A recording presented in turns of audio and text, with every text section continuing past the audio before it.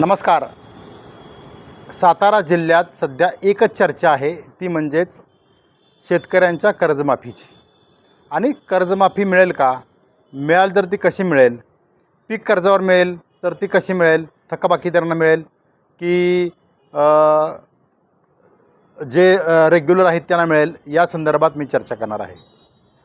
नमस्कार, मी विकास भोसले. आपण पाहताय महाराष्ट्र लाईव्ह.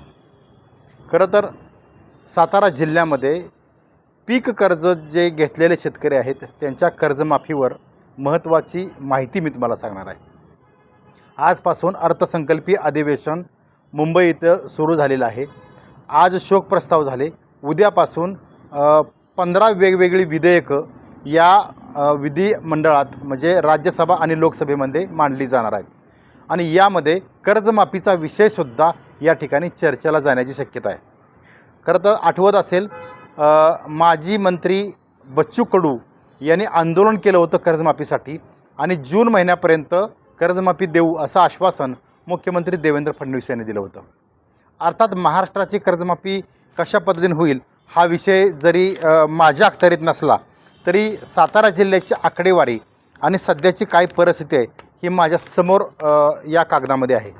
अर्थात मी काही विश्लेषण करताना खाली बघतो, कारण आकडेवारी ही माझ्यासमोर जी आलेली आहे ती मी तुम्हाला सांगणार आहे.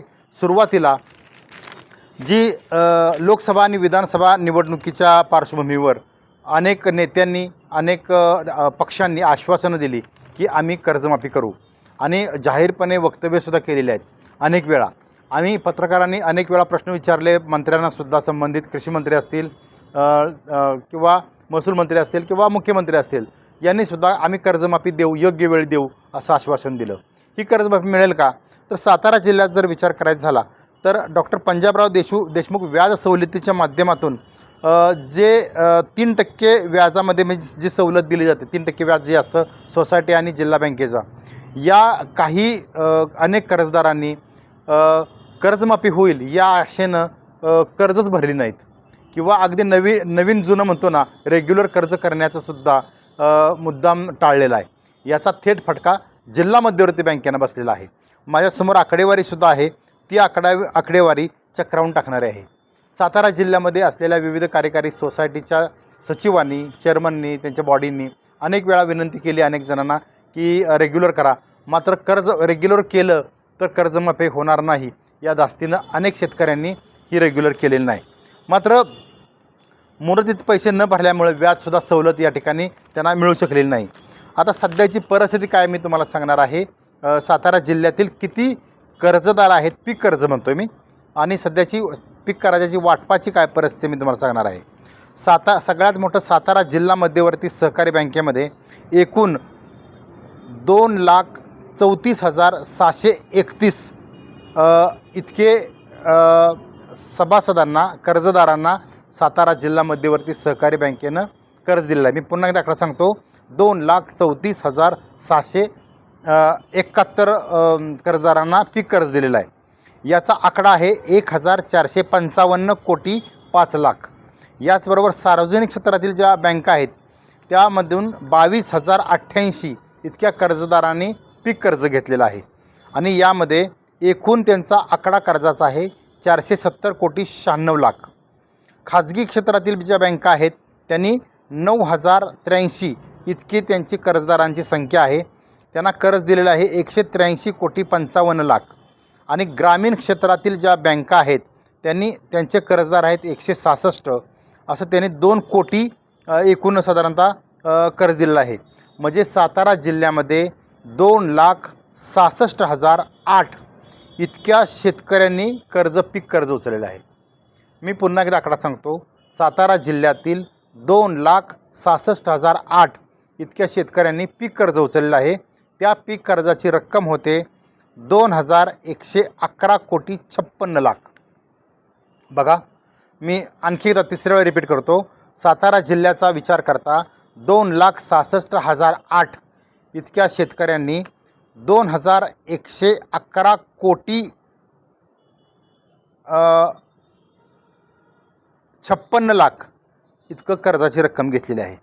खरं तर कर्जमाफी ही वारंवार शासनाला का द्यावी लागत आहे आणि नक्की याची काय कारणं आहेत यासाठी एका समितीची स्थापना केलेली आहे आणि या समितीचं गेल्या 3 महिन्यापासून सर्वे सुरू आहे आणि या समितीनं सातारा जिल्हा मध्यवर्ती सहकारी बँक असेल, सार्वजनिक बँका आणि खाजगी बँकातून सर्व कर्जदारांची म्हणजे रेग्युलर कर्जदार आणि थकबाकीदार या सर्वांची माहिती मागवलेली आहे। या माहितीच्या आधारे आता अर्थ विभाग खातं आणि विशेषतः कृषी विभाग खातं यावर सर्च करणार आहे आणि यामध्ये वारंवार जे खातेदार कर्जमाफीमध्ये बसतात यांची नावं वेगळी काढणार आहेत। मी काय सांगतो आहे बघा, ही जी इत्थंभूत माहिती आहे ती मी तुम्हाला सांगतो आहे की जे कर्जमाफीचे नेहमी असणारे कर्जदार म्हणजे मुद्दामहून कर्जमाफीच्या वेळी कर्ज थकवणारे जे शेतकरी आहेत यांची लिस्टिंग वेगळी काढणार आहे। अर्थात मागच्या वेळी जे चुका केल्या होत्या शासनानं कर्जमाफीच्या वेळी म्हणजे 5 ते 7 वर्षापूर्वी जे कर्जमाफी झाली या कर्जमाफीमध्ये जे थकबाकीदार आहेत त्यांची कर्जमाफ झाली, मात्र अनुदान रक्कम म्हणजे रेग्युलर जे कर्ज भरतात त्यांच्यावर अन्याय झालेला आहे। 50,000 जी रक्कम शासनानं अनुदान म्हणून देण्याचं सांगितलं होतं ते सर्व शेतकऱ्यांना हे अनुदान मिळालं नाही। म्हणजे सानुग्रह अनुदान म्हणतो त्याला 50,000चं, की जो शेतकरी प्रामाणिकपणे कर्ज भरतो त्याला 50,000 शासनानं देण्याचं मान्य केलं होतं, मात्र हे रक्कम 50%च लोकांना, अगदी 50सुद्धा नाही 40% लोक फक्त शेतकऱ्यांना मिळाली, 60% शेतकऱ्यांना मिळाली नाही। यामुळे शेतकरी वर्गामधून सुद्धा ही मोठी नाराजी आहे। अर्थात जर महाराष्ट्राचा विचार केला तर 30 जून 2025पर्यंतची आकडेवारी आपल्यासमोर आहे। राज्यातील 24,73,566 शेतकऱ्यांच्याकडे आता 35,477 कोटींची ही थकबाकी आहे, म्हणजे पीक कर्जाची। अर्थात शासनाला जर कर्जमाफी द्यायची झाली थकबाकीदारांच्या माध्यमातून तर किमान 50,000 कोटींची तरतूद ही अर्थ विभागाला करावी लागेल। अर्थात हा महाराष्ट्राचा आकडा झाला, मात्र सातारा जिल्ह्याचा विचार करता आत्ताची चिंताजनक बाब अशी आहे की नियमित कर्जफेड करणाऱ्या डॉक्टर पंजाबराव देशमुख व्याज सवलतीमध्ये 3 लाखापर्यंत 0% व्याज सवलत मिळते, मात्र कर्जमाफी होणार ह्या बातम्यांच्यामुळं अनेक शेतकऱ्यांनी आपली पीक कर्ज रेग्युलर केली नाही। याचा थेट फटका बँकांना बसलेला आहे। मात्र आजच्या विश्लेषणामधून तुम्हाला एवढंच सांगायचं आहे की सातारा जिल्ह्यामध्ये 2,66,008 इतके शेतकऱ्यांना जर कर्जमाफी करायची असेल तर 2,111 कोटी 56 लाखांची तरतूद ही शासनाला करावी लागेल। अर्थात सध्या सातारा जिल्हा मध्यवर्ती बँका आणि इतर बँकांच्या माध्यमातून शासनानं माहिती मागवण्याचं सुरुवात केलेली आहे। यामुळं हा सर्व डाटा येत्या 8 दिवसामध्ये महाराष्ट्र शासनाकडे जाईल। अर्थात येत्या अर्थसंकल्पीय अधिवेशनात विरोधक कशी बाजू लावून धरतात कर्जमाफीची आणि कोणत्या मुद्द्यावर ही कर्जमाफी कशा पद्धतीनं तरतूद केली जाईल याकडे सुद्धा सर्वांच्या नजर आहेत। मात्र वेळोवेळी पीक कर्जाबद्दल आम्ही तुम्हाला माहिती देत राहू। मात्र सध्याची अपडेट अशी आहे की सर्व ज्या बँका आहेत या बँकांच्या कडून सर्व माहिती ही मागवलेली आहे। अर्थात यामध्ये कोणत्या बाबी आहेत मी तुम्हाला सांगतो, समितीकडून कोणत्या अहवाल दिला गेलेला आहे आणि कोणत्या बाबी बँकाकडून मागवल्यात बघा। शेतकऱ्यांना 5-7 वर्षानंतर कर्जमाफी का करावी लागते याची माहिती द्यावी। दरवर्षी कोणत्या जिल्ह्यातील शेतकरी थकबाकीत जातात याची पीक पद्धती, तेथील जमीन व पाण्याची सोय, हवामान या बाबींचा अभ्यास कृषी विभागाकडून सध्या सुरू आहे। राज्य सरकारने कर्जमाफीच्या अभ्यासासाठी माजी सनदी अधिकारी प्रवीण सिंह परदेसी यांच्या अध्यक्षतेखाली समितीची नेमणूक केलेली आहे। या समितीचा अहवाल पुढील 1.5 महिन्यात शासनाला सादर करावाचा आहे। त्यानंतर दीर्घकालीन उपाययोजना आणि कर्जमाफीचा निर्णय घेतला जाणार आहे। कर्जमाफीसाठी साधारणतः 40,000 कोटी इतका रुपयाची तरतूद ही राज्य शासनाला महाराष्ट्रामध्ये करावी लागणार आहे।